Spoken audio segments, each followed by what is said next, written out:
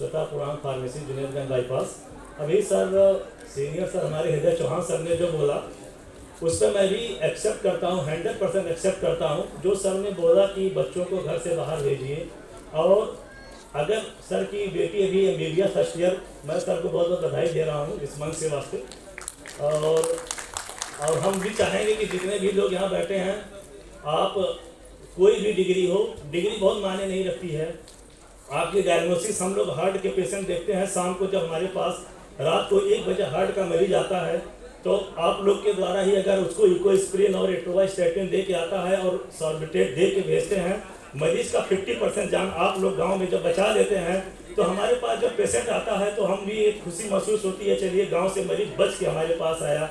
और सर ने एक बात बहुत अच्छी बताई कि रेफर की जो कला होती है, कभी कभी हम लोग भी पेशेंट, देखिए सारी जानकारी सबके पास नहीं होती है।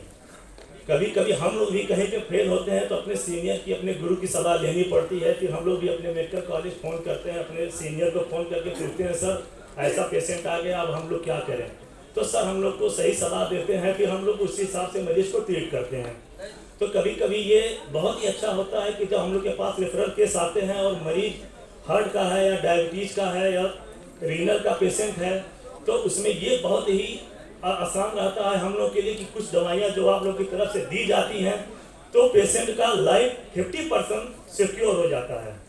अभी कुछ देर पहले डॉक्टर साहब कोविड का बहुत जानकारी दे रहे थे कि कोविड में मैं ICU इंचार्ज रहा चक्रपानपुर PGI कोविड के दौरान।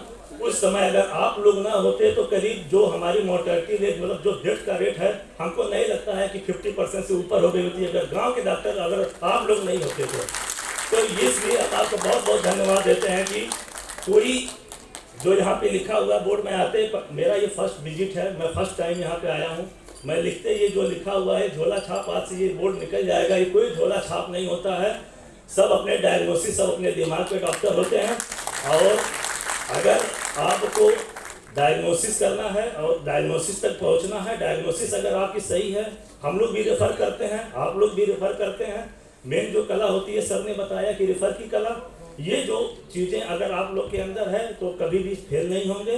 और कभी भी अपने आप को ये नहीं फील होना है कि हम छोटे डॉक्टर हैं, हम बड़े डॉक्टर हैं, हम बहुत सीनियर डॉक्टर हैं, ये कुछ नहीं होता है। कभी कभी कुछ चीज़ें हम लोग के भी बीगो लगाना नर्सिंग स्टाफ से सीखने मिलता है। हमारे चोड़ी हमको बीगो लगाना नहीं सिखाया है, नर्सिंग स्टाफ और ANM GNM से बीगो MBBS के दौरान हम लोगों ने सीखा है। कुछ चीज़ें कैथेटर लगाना हमने अपने नर्सिंग स्टाफ से सीखा हुआ है, जब अपने मेडिकल कॉलेज में पढ़ाई कर रहे थे।